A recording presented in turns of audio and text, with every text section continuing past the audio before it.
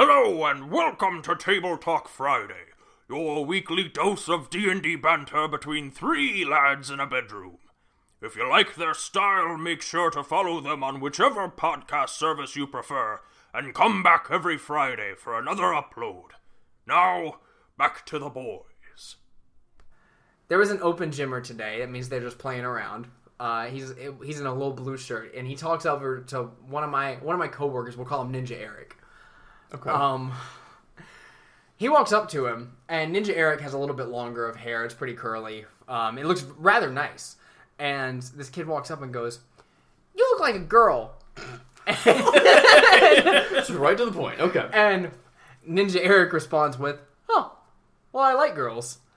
And Okay. blue shirt kid, not missing a beat, responds with, "Well, I like girls too.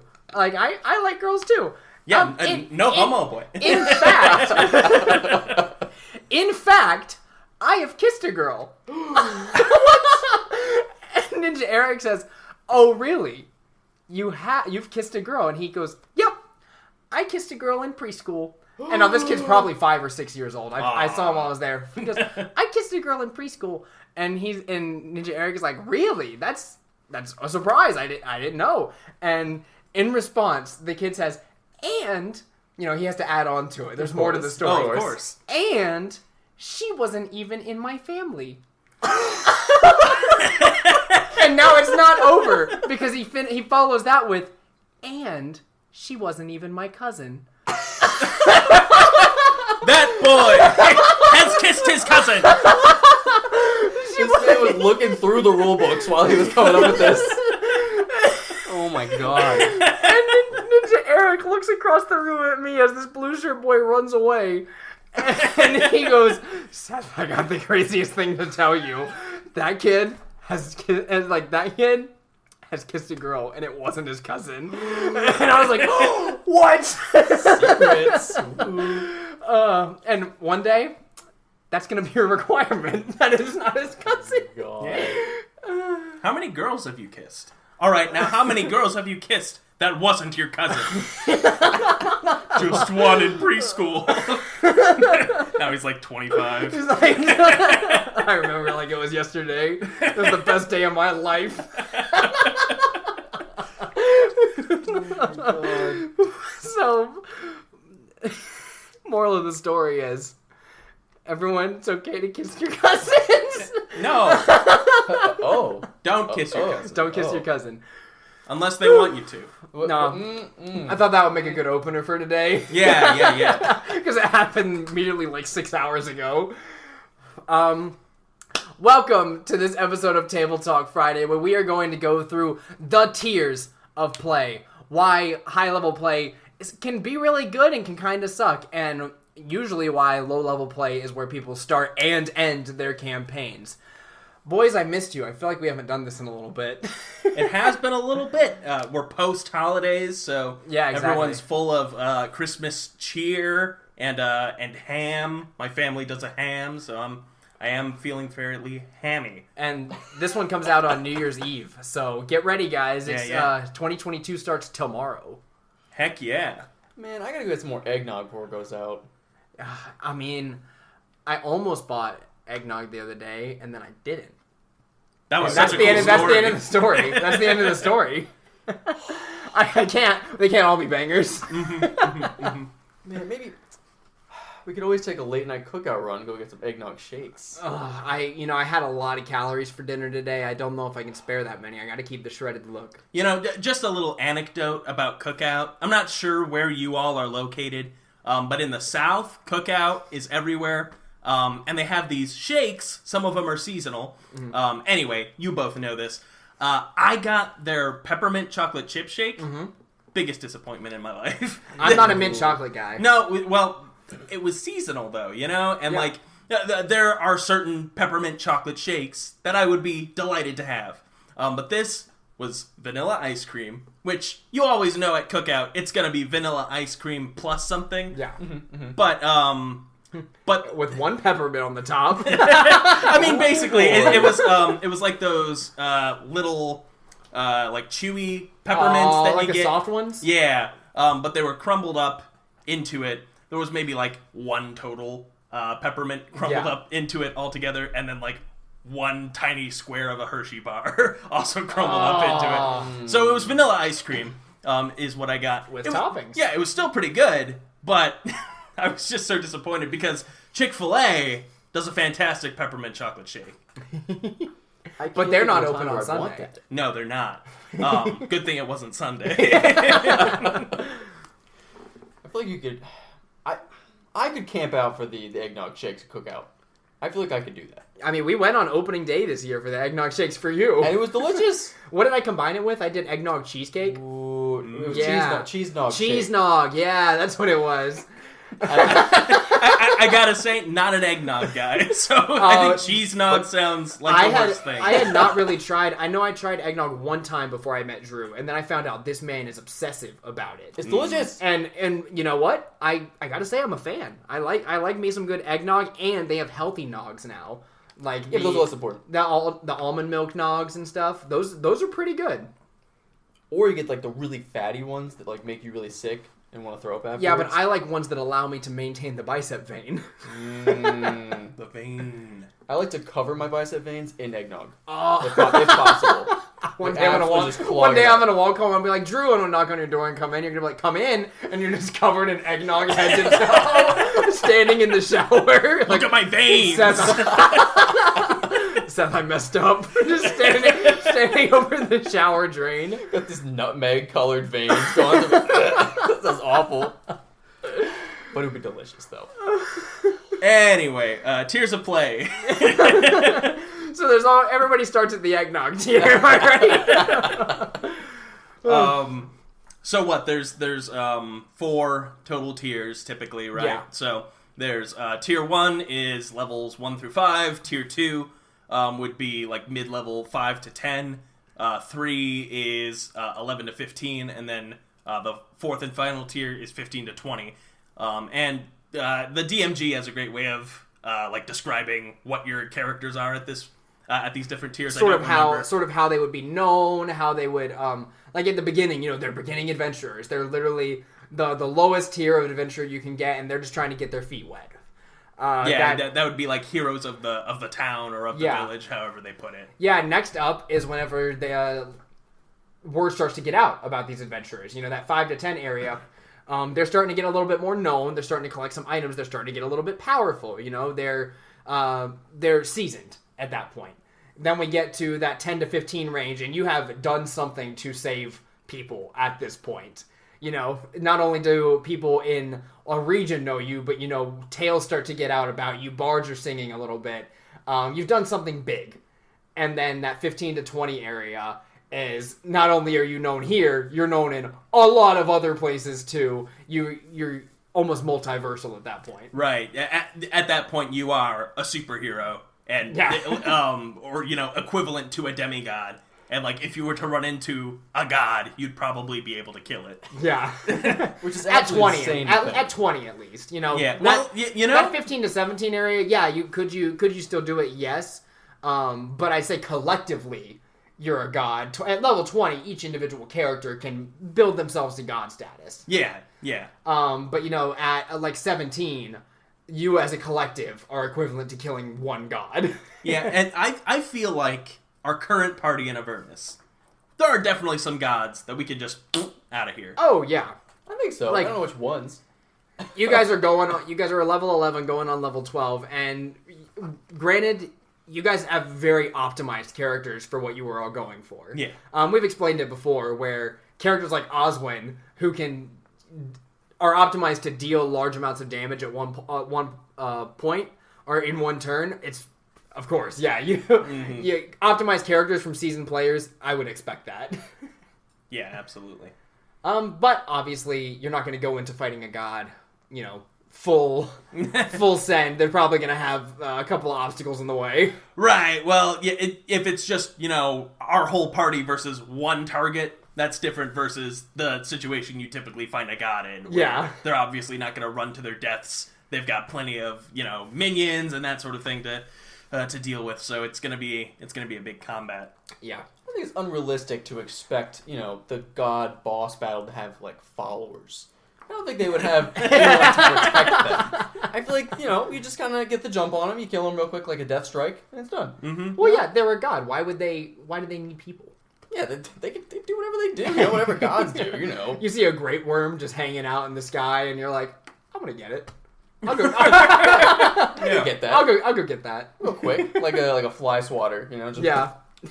Anyone gonna get that? Anyway, which I just thought about this, not pertaining to the episode at all, but we should get like a mini collection from Fizzbands, like with all the different types of dragons, the new creatures they introduced, and some great worms. Well, Seth, you're in luck because that's coming out sometime really? next year. Yeah, that's been announced. Yep, and I'm announcing it. I'm officially announcing this because I knew that this was happening and didn't just come up with it. It's my original idea and it's patented.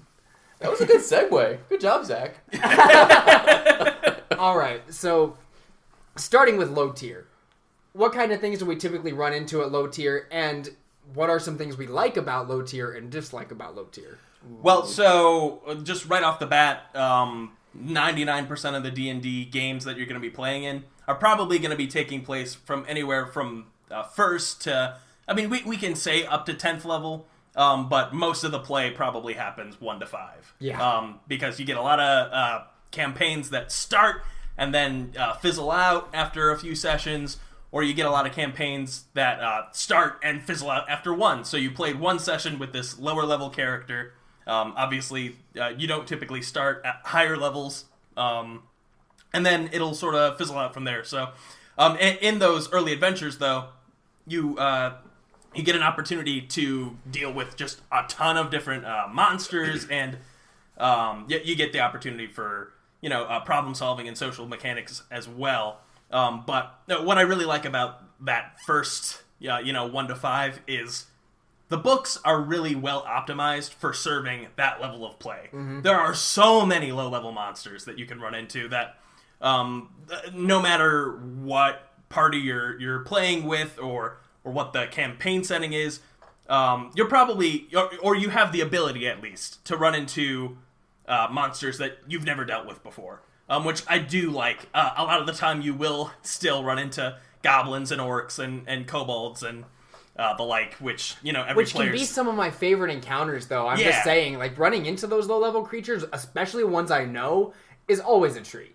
Right, no, and I would say that's always great for a group of players, especially for more seasoned players playing lower-level characters with, okay, how am I going to deal with this unique setting that the DM has set up for these creatures. I think that it's never harmful to reuse the same low-level monsters, but if your players have seen them once before, you got to give them something to dig into there, rather than, it's another band of orcs. We're in the middle of an open field. Let's whittle their hit points down. Like, maybe this one specific tribe of goblins had an artificer on their side, and are outfitted with really cool mechanical armor and weapons.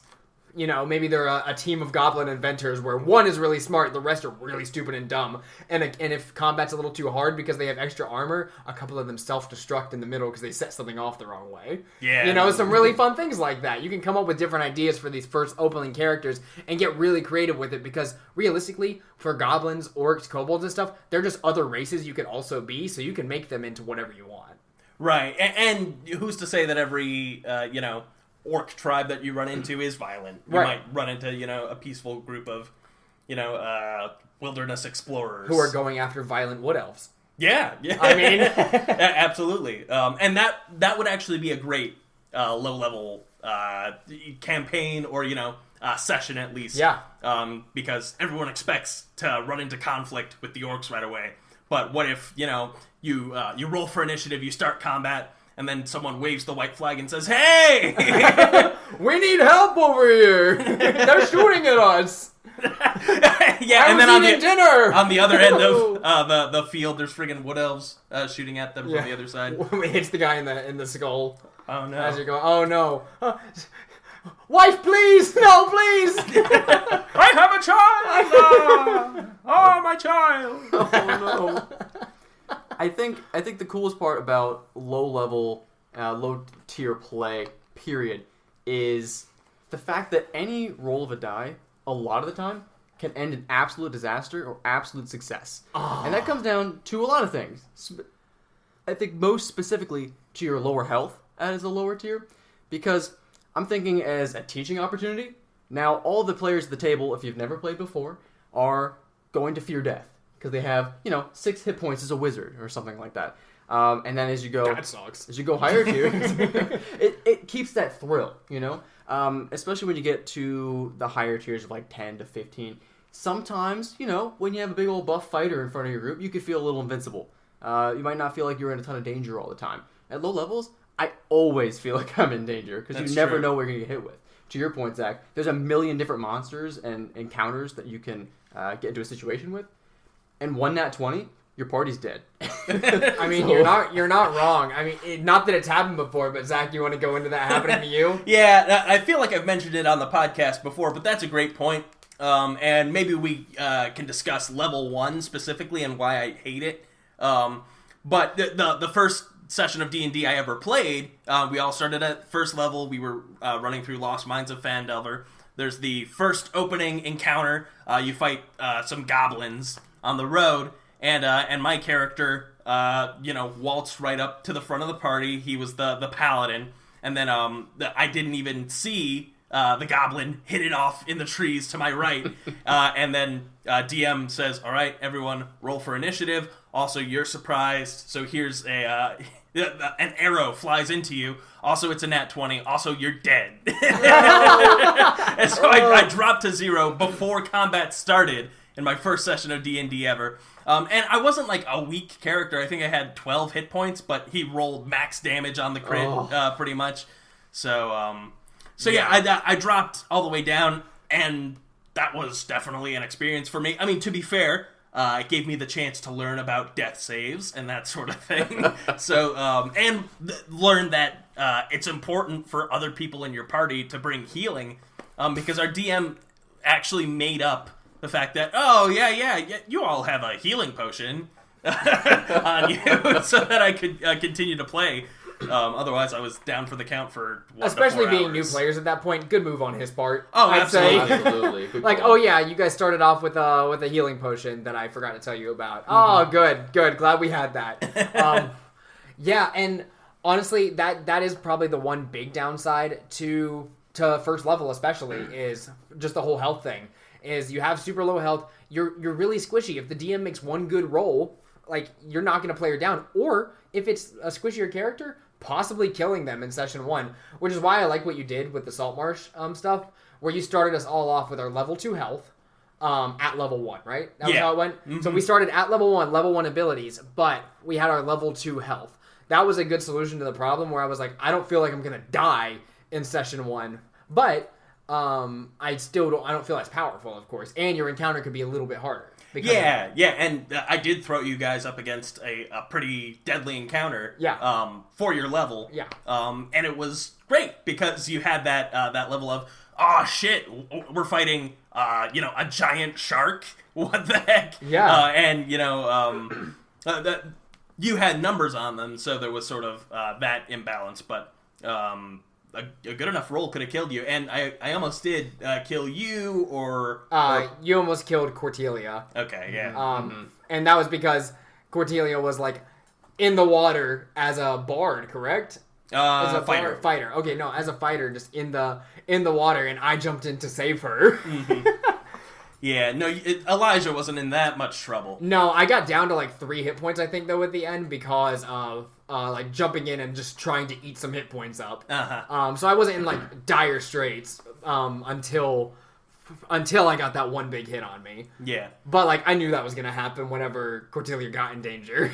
I will say, for low levels as well, it's difficult, especially for newer DMs, with the challenge rating system and how that works. Yeah. Because it doesn't make perfect sense always, and you can't always go off of the CR of whatever creature you're fighting against, because sometimes it's absolutely correct. CR1 monster, a group of level 1 characters should be able to deal with it by only expending 1/5 of their resources. Yeah. But especially at level 1, anything can happen, right? So, like, a group of 4 characters who, their total health between all of them is probably like 37, something like that. And then you put them against a direwolf that has 37 health and can deal enough damage to knock anyone down in one hit. At that point, my group of level 1 characters has been TPK'd by a first level direwolf. Also, I had 3 other monsters in this encounter because they were all less than CR1, so I thought this would be okay. Yeah. So it's important to understand the potential of your lower level creatures and just balance more around, okay, well, how much damage can they possibly do in this round or in a single round if everything goes correctly? Is that what I want to allow to happen to my players? Because even at the 4th level, 5th level, if you have an encounter where the enemies outnumber the players, CR 1/2 orc can definitely they've got a D12 at their disposal plus 3, I think, on damage. That's 15 hit points. If 2 orcs roll max damage on one character at 5th level, they might be going down. And especially you go for a good encounter for like a level 5 a group of level 5 characters, a wyvern specifically. Mm-hmm. You throw a wyvern at them. If the party doesn't have proper ranged combat for that wyvern that's swooping down and going at them, easy kill. Yeah. Easy kills with that thing. And especially it gets that one tail attack in that does like 7d6 poison damage. It's like, well, sorry, bud. Here you go. One stab from the tail and I've knocked someone down at level 5. Mm-hmm. So, yeah, you got to really be able to understand your creatures, what they're actually dealing with. And other times, it might be way too easy. Your players are rolling well and you're not rolling well enough. And I say in situations like that where you didn't properly balance it or it just happened to get a little unbalanced, just let them sweep it. Let them knock it out. Like, it's fine. It's not that big of a deal. But what are some things we really like about low-level play? Those are the things I kind of don't like, is that sometimes with all the options we get, it's tough to balance it properly, and having low health can kind of suck. You could die at any moment. But what are some things we really like about low-level play? I think for me, my favorite thing about low-level play is the same thing as my least favorite thing, which is the low health and the chance of death. As weird as that sounds, because I feel like I'm more likely to die from the roll to die. I feel like... What a loser. Yeah, cut that part out. But because there's those stakes, I get more into the things that we're doing. I feel like... I don't know. I think a little more tactically at lower levels because okay, well we're little baby noobs. What do we do? How do we take over this encounter? How do we get through this situation? I only have 2 spell slots at level 1. Exactly. And how do we properly utilize those 2 spell slots to effectively get all the way through this level? Right. It really makes you think. And there are a lot of good resources, especially in the player's handbook, just the adventuring gear section that only really work at low levels. Like. At 10th level, I'm not going to be throwing out ball bearings to stop anything. Yeah. No one's going to fail the DC 10 strength save or acrobatics or whatever it is. So, to your point, at low levels, you definitely have to be creative because you don't have enough in your toolkit to work with from your class levels and whatever your character is supposed to get, which gives you the opportunity to be, a really proactive player and think, okay, well... we have a chance to, go to town and pick up some gear. All right, well, I'm going to get a 10-foot pole, and I'm going to get ball bearings, I'm going to get caltrops, I'm going to get alchemist's fire, and then I get to come up with, oh, well, let's set this trap where I'll rig the alchemist's fire on the end of this thing.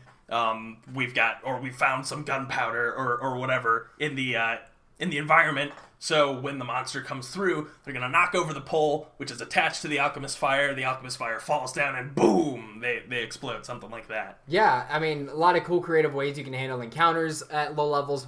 I think, honestly, my favorite part about playing at low levels has nothing to do with combat and getting creative with it. It's all about actually getting to know your characters. Yeah. A lot of times when we're at lower levels... We're just now starting out. We don't know who we are. We don't, especially newer parties. You don't know how to play. You don't know any of those things. But as you gradually start to figure it out, especially in that 3 to 5 range where you've had a good, I'd say 5 or 6 sessions to get to know your character between 1 and 2 if you started at level 1. Like that 3 to 5 range, when you're going from, oh, I just got my subclass, I just got a couple new abilities, to you get to level 5, you're getting another really cool ability on top of that, or like you get extra attack. You feel powerful at that point. Or third level spells if you stuck with it all the way. Yeah. As a wizard or whatever. You're just now getting those big buffs in there. Like, okay, I have established myself as a character at that point. So that mid to end range of low level play, which is probably rounding out at like session 20 maybe, at the latest, like that session 20 of your campaign where you've been working really hard, you've gotten to know your characters, you've fought and killed your first BB, like big bad, and finally you got all the way through your low level adventure.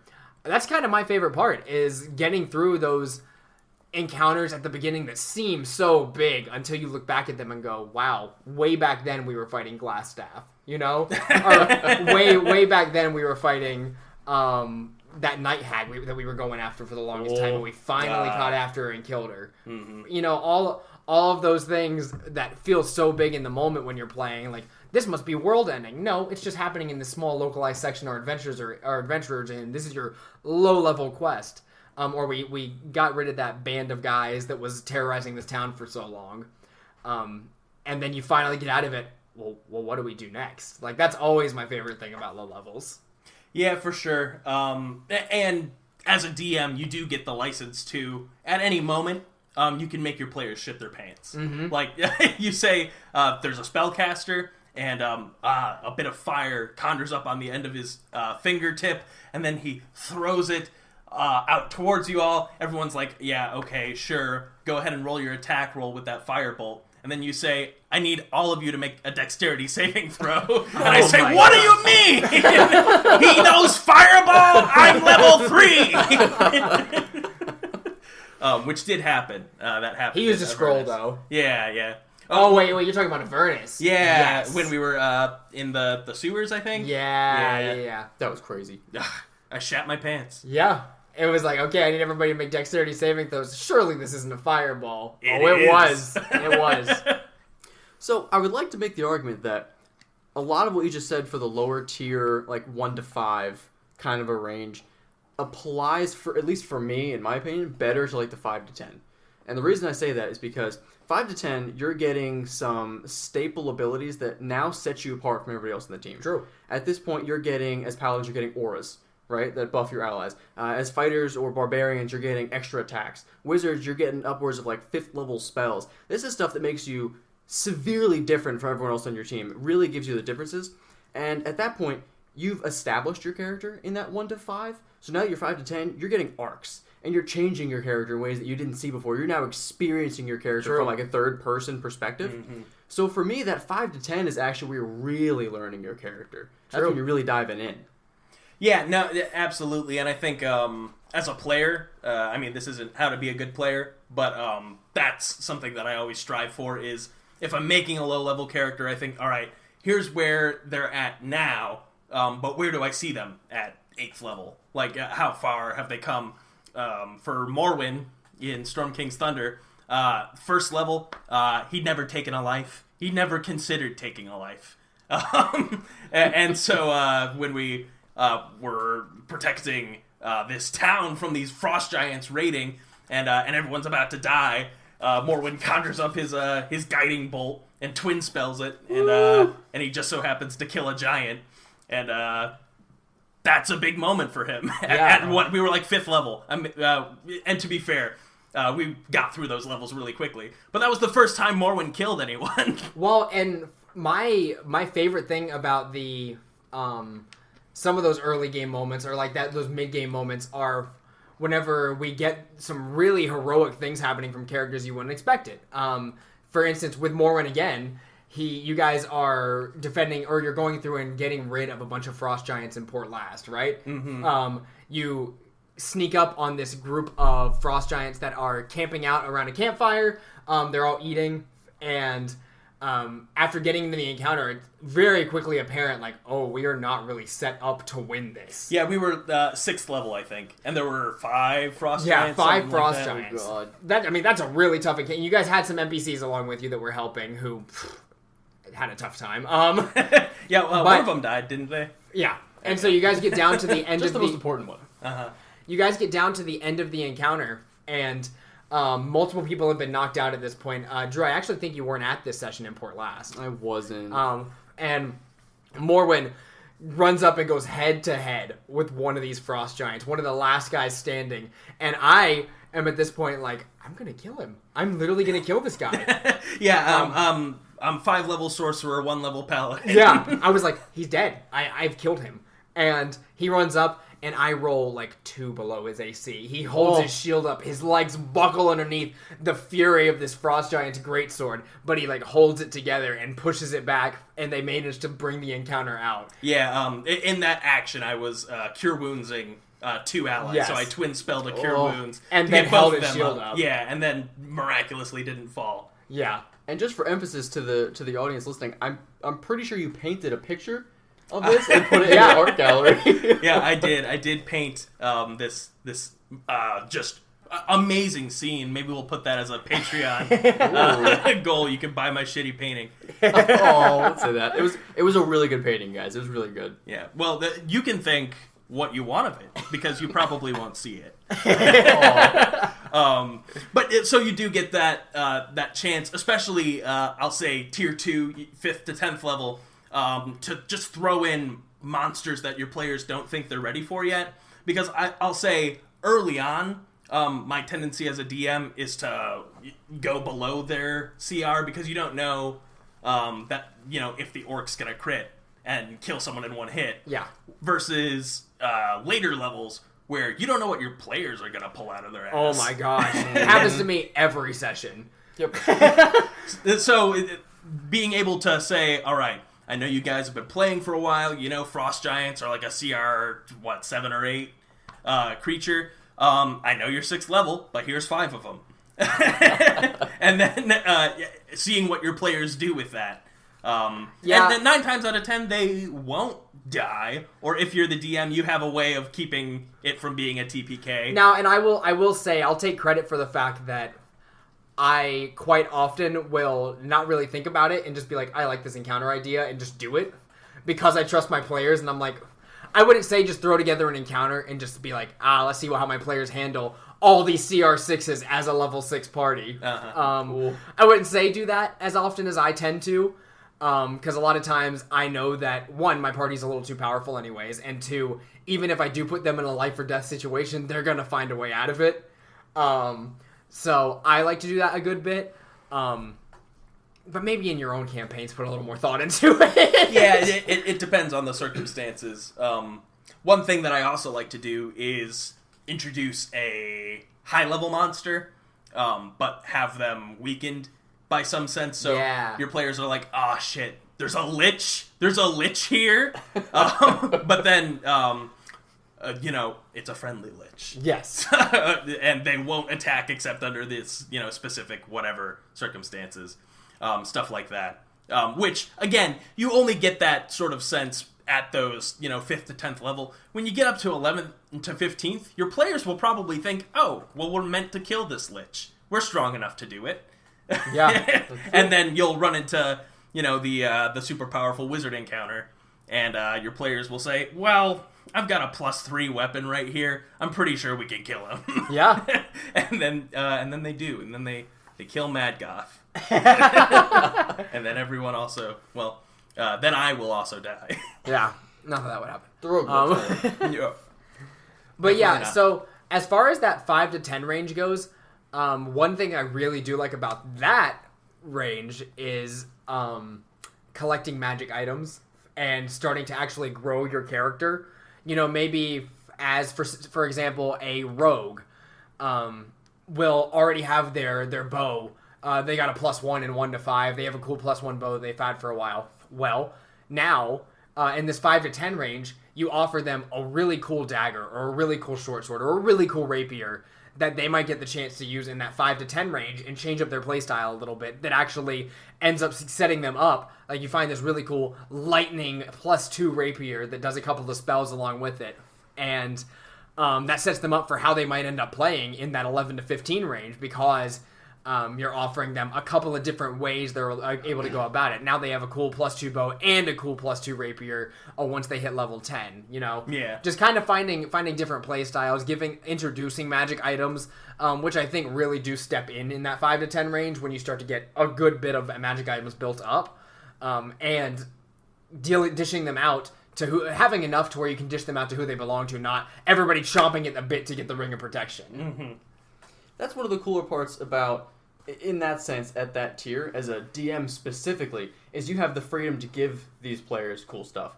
You can, you come up with the Belt of Dragonkind for monks. Like, well, it's really strong, and I can't really give it to them when they're this level. But, oh, no, they're strong enough now. I can give this to them and see what they do with it, You can even come up with just, I know Zach's really good at making magic items. You could come up with something really cool that would just be fun for the table and start introducing it, even if it's a little more powerful, because they can handle it at that level. They can use it effectively.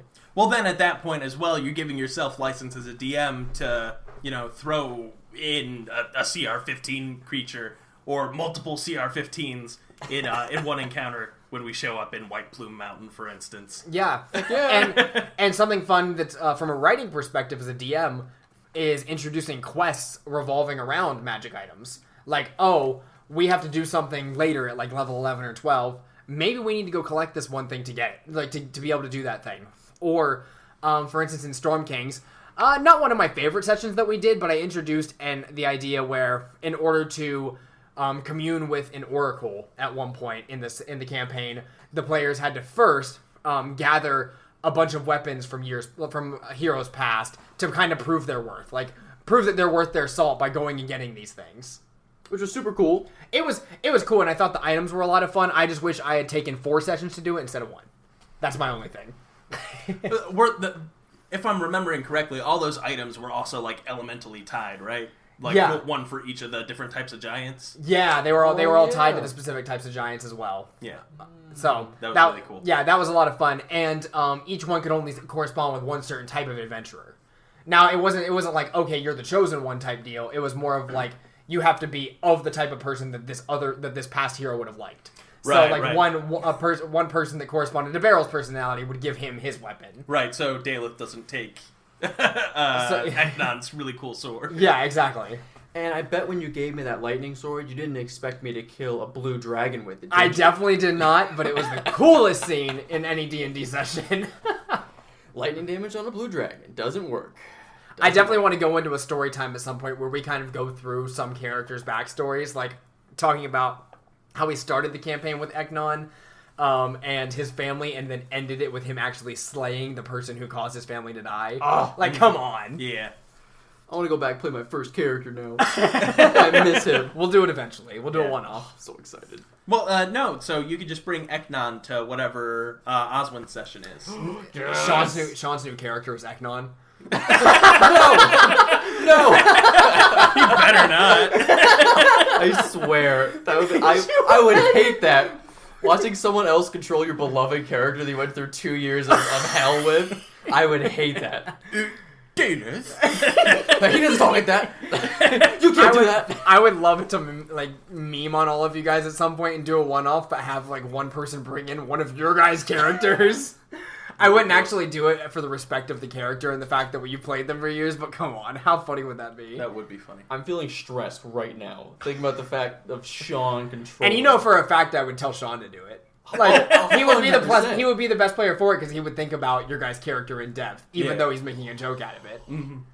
I'd be worried he'd play it crazy, though. Like, no, he wouldn't do that. He'd be so safe right now, he wouldn't be doing anything dangerous. Well, one thing you gotta know about Sean is he likes min-maxing, so he would want to deal the damage. Yeah. No, his Eknon would be more powerful than your Eknon. No, he definitely at level would be. 10. Oh, man. Alright, so I guess we're getting up there in time now.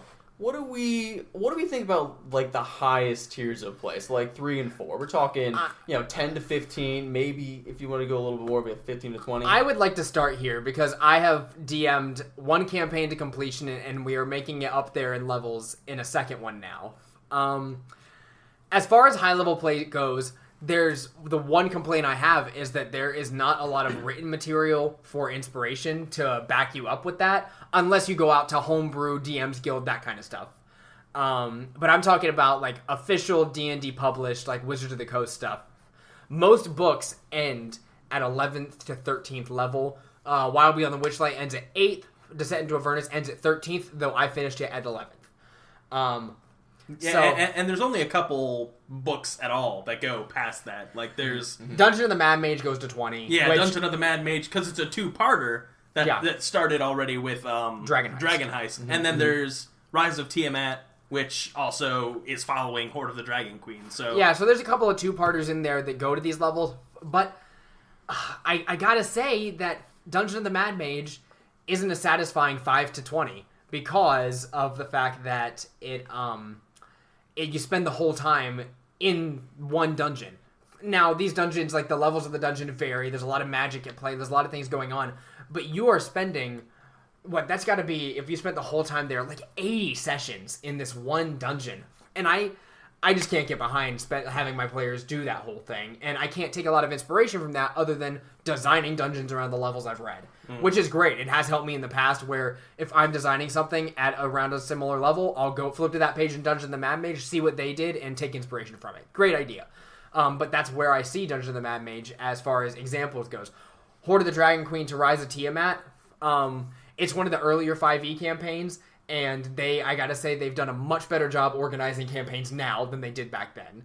When I look at Wild Beyond the Witchlight, Descent into Avernus, even Storm King's Thunder and Curse of Strahd, those are set up in a much more comprehensive and like well-written way than Rise of Tiamat was. So I'm not going to get a lot from Rise of Tiamat when I go back to look at it. So my one complaint as a DM is there's not a lot of official material around those levels. Now there are spells, there are like every class has its own like certain perks that get to that level. I'm not saying that we can't build characters for that level, because we certainly can, but anything I do at that level is most likely going to be written by me, because I'm not one to go and browse DM's Guild for hours and find something that kind of fits what I want and then spend $10 on it. I'm more of the, I would rather sit down and come up with something I've originally written for my players rather than go in DM's Guild and figure it out myself. I do have a couple of books written by other authors and such that I'll use for inspiration. One that's like a big book of NPCs that someone got me for a Christmas present one year.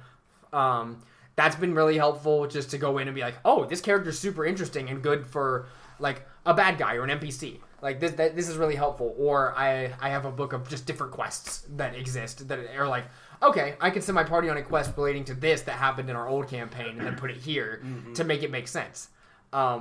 And that all helps, like using little bits of material on the outside for writing for it. But yeah, there's not a lot that I can't go out and buy a module that takes place 11th to 20th level. That's really going to be satisfying for my players coming out of Avernus. Yeah, and one thing that I will say about that is it's sort of difficult, I would imagine, to plan for those levels.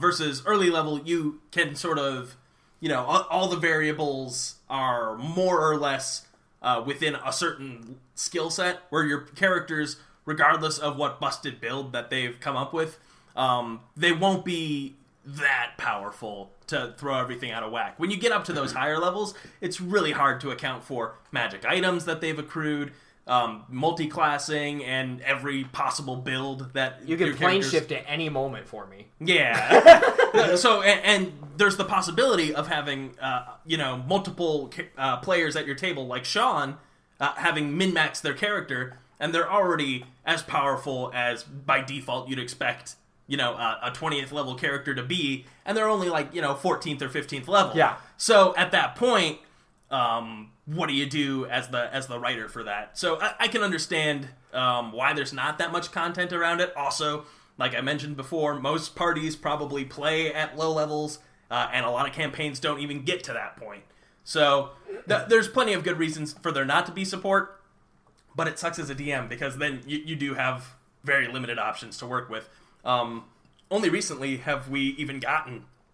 Excuse me, geez, I got the hiccups. Only recently have we gotten, a ton of good high-level monsters to work with. Like, before, you'd have, pit fiends, liches... A couple of gods, maybe. Yeah, but nothing that you'd, be able to sink your teeth into for, like, a basic encounter. Like, all of these things are big bad evil guys. And the campaigns that were written had big bad evil guys that all had MacGuffins. Yeah. So, for instance, in Storm Kings, spoiler alert for the next 30 seconds. If you want to skip 30 seconds later, I'm gonna reveal a thing that happens at the end of Storm Kings. But there, you're given a potion of giant size for each of your players, so they can get big, deal triple their own damage to fight the big bad, which is an ancient blue dragon. Which your players at the level they're at in Storm Kings cannot fight an ancient blue dragon. They have to have these potions, or else they're gonna die. Yeah, for sure. So spoilers are over, by the way. Yeah, spoilers over.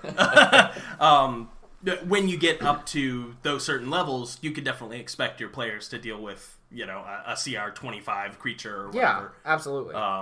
But early on, not so much. Which I think would be a good argument for getting up to higher tiers of play, because who doesn't want to, kill Strahd, right? Yeah. Or who doesn't want to, actually be able to go toe-to-toe with Asmodeus should it come to that? Oh. You know what I mean? Yeah, I would love to. I'd love to run away from Asmodeus, personally. Yeah. I would love to fight Asmodeus. What do you mean? Nope. I think... Now, I'm rather inexperienced with super high-level play, right? I haven't run a ton of games, and the highest I think I've run is 10 for you guys fairly recently. But for me, you guys have played with me enough that I don't run modules. I don't run pre-made stuff. I kind of build my own stories, and sure, I take inspiration from things, and I'll build my stories around ideas or games I've played, something like that. But at high level, for both player and DM, to me, it sounds like you have absolute freedom, right? As a DM, I can create any story I want, and I can tell it that way. It's great. There's no restrictions because my players will overpower it anyway. So if I want to create some new gods, or I want to create some mutant dragon hybrid thing, I can do that.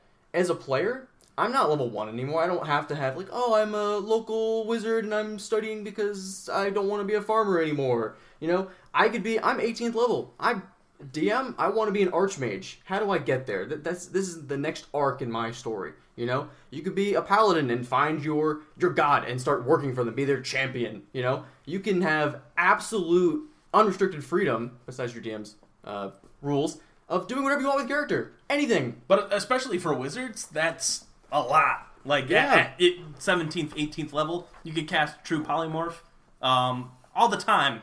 I just go around. I'm a ancient gold dragon. Yeah. And that's what I look like.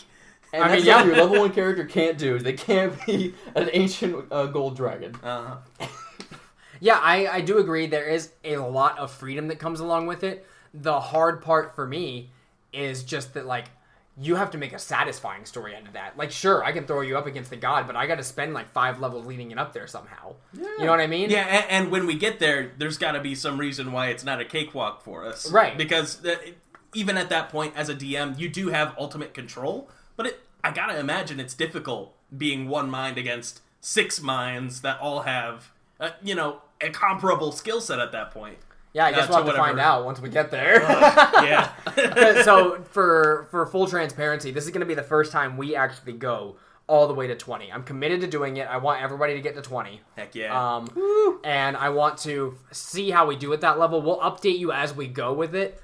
But the difficulties I already see myself running into are going to be, one, making levels last, because realistically we need to spend at least 5 or 6 sessions at each level so that we don't finish before getting we don't finish too early. Mm-hmm.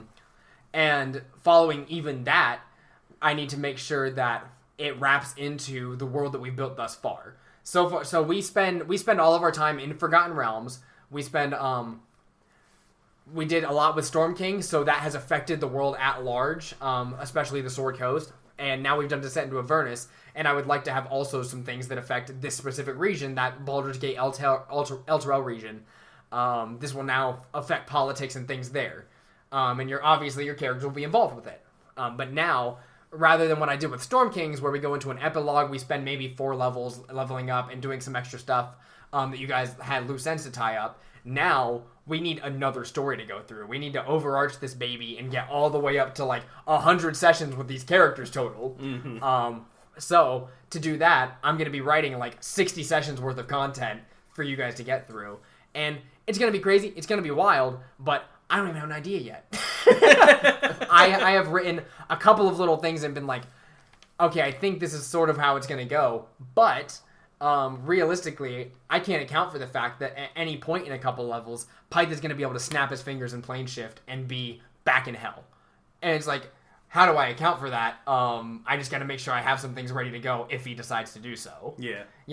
There's a lot to account for as a DM in that scenario, and that's why I think we don't see a lot of campaigns go to that point, is because you spend your whole time wishing for level 20 and never getting there. It's like whenever you reach max level in Skyrim or something, you hit 100 and something, you're always striving to get there, and once you get there, well, you don't have any reward anymore. Mm-hmm. It's like, once we get to level 20, we'll maybe spend a session or two there, so that way we can round out the campaign and end it, because now there's nothing else to strive for. Epic boons. You gotta flip to that section of the DMG, just start throwing out shit. I totally get that, the epic boons thing, but at that point, we will have spent so much time. How much? You want me to write a full story just for level 20? You want a whole nother story? Arc. No, maybe we can do a little short story or something later on. That'll be the next campaign I run. I'll just start us at level 20. Oh. And, we'll spend 40 sessions just at level 20. Uh-huh. But you guys are always getting stronger because you're getting artifacts. Yeah. And, I'm sure that works out. I mean, there is a way to do it, but I do think the most satisfying level of play for D&D is 1 to 13 to 15. That's where you're going to find the biggest bang for your buck. You've become a great renowned hero in the realm. No need to slay a god at that point. You could live out the rest of your days and not have to do that. Mm-hmm. But specifically for the campaign we're in, we will have heroes that do that, or something akin to that. Yeah.